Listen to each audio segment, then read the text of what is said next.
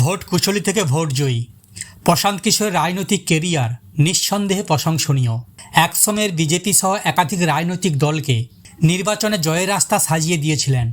2026 সালে নিজেই জয়ী হয়ে পিকে বোঝালেন তিনি স্রেফ কিংমেকার নন, কিংও বটে। বিজেপির সর্বভারতীয় সভাপতি নীতিশ নবীনের ছেড়ে যাওয়া আসন বিহারের বাঁকিপুর থেকে উপনির্বাচনে জনস্বরাজ পার্টির প্রতিষ্ঠাতার জয় বিজেপি বিরোধিতায় বড় সাফল্য নিশ্চিতভাবে। বঙ্গে প্রশান্ত কিশোরের বেশি পরিচিতি মমতা বন্দ্যোপাধ্যায় তৃণমূল কংগ্রেসের ভোট কুশলী হিসেবে। পিকের স্ট্র্যাটেজিতে একাধিক কঠিন নির্বাচন জিতেছে মমতা। পিকের সাফল্যে একেবারে চুপ মমতা বন্দ্যোপাধ্যায়।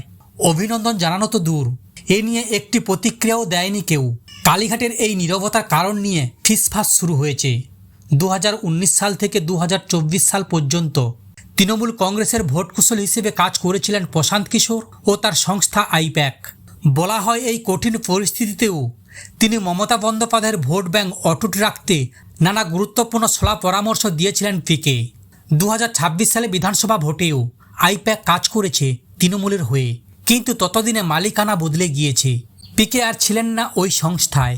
ফলাফল কী হয়েছে সকলেরই জানা।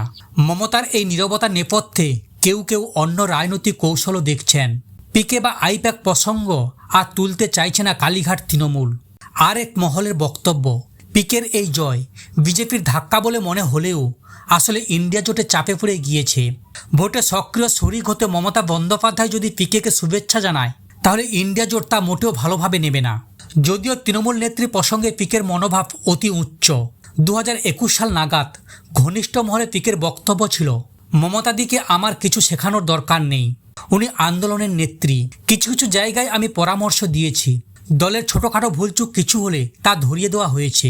কিন্তু প্রশান্ত কিশোরকে নিয়ে দলের তৎকালীন সেকেন্ড ইন কমান্ড অভিষেক বন্দ্যোপাধ্যায়ের মত ছিল আলাদা। বিজেপির এই অপ্রত্যাশিত পরাজয়কে মোদির জন্য একটি বড় ওয়েক আপ কল অর্থাৎ সতর্কবার্তা হিসেবে উল্লেখ করেছেন পিকে।